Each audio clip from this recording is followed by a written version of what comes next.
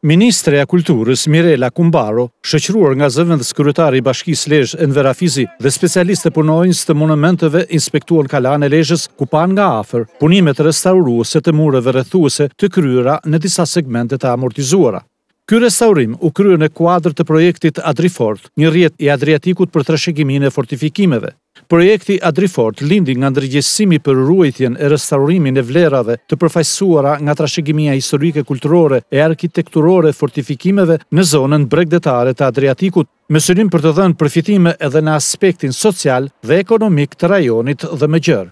Në konferencën për shtyp, zëvendës kryetari i Bashkisë së Lezhës Enver Afizi vlerësoi investimin e kryer në këtë kala dhe frymën e bashkëpunimit me Ministrinë e Kulturës me qëllim për të krijuar edhe në të ardhmen mundësinë e ndërhyrjes me fonde restauruese edhe në segmente të tjera të mureve rrethues, por dhe në muzeume dhe monumente të tjera të kulturës që Lezhë nuk i ka të pak. Uroj që kjo të jetë një sinjal i parë i fillimit punimeve dhe Lezhë ka shumë zona muzeale, ka shumë zona arkeologjike. Me ministrin biseduam që do jemi me përparësi, do kenë bashkëpunimin ton, do jemi gjithmonë bashkëpunues në projektet e ardhshme që ka Ministria.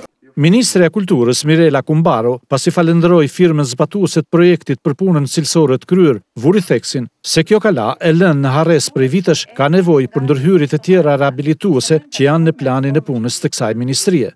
Kumbaro vlerësoi si arritje pozitive të ministrisë që ajo drejton faktin e bllokimit të projektit me interes të ngushtë privat që devijonte destinacionin kulturor dhe turistik të kalas. Kalaja e Lezhës është rasti tipik ku ky projekt, që është vetëm fillimi për kalan e Lezhës, mbasi kemi bërë gjithë procesin e pastrimeve, mbasi kemi frenuar një projekt i cili do ta transformonte këtë kala duke dëmtuar për mendimin tim atë që është trashëgimi kulturore, dhe themi që sot kemi hedhur bazat e standardeve, se trashëgimia kulturore nuk mund të ndërtohet, të prishet, të transformohet thjesht në interes të një apo dy projekteve private, por në radh parë duhet të ruhet, të zhvillohet dhe të rivitalizohet, pse jo, në funksion të interesit të madh publik që është ruajtja e trashëgimisë dhe pjesëmarrja e komunitetit në të. Trashëgimia kulturore, vijoi me poshtë Kumbaro, nuk mund të mbrohet vetëm nga shteti. Ajo duhet të ketë dhe kujdesin e komunitetit, shkollave, shoqërisë civile dhe pushtetit vendor. Kjo kala është e Lezhës, por dhe një aset i rëndësishëm me vlera kulturore historike mbar kombëtare. Nuk mund të mbahet dhe të ruhet dhe të zhvillohet trashëgimia kulturore nëse komuniteti, pushteti lokal, shkollat, shoqëria civile nuk bëhen pjesë e saj. Trashëgimia kulturore na përket të tërë. Kjo kala është e Lezhës, por është dhe e Shqipërisë. Është atyre që punojnë, por është dhe atyre që vizitojnë. Në fund, pjesëmarrësit në këtë konferencë për shtyp vizituan mjediset e kalas së Lezhës.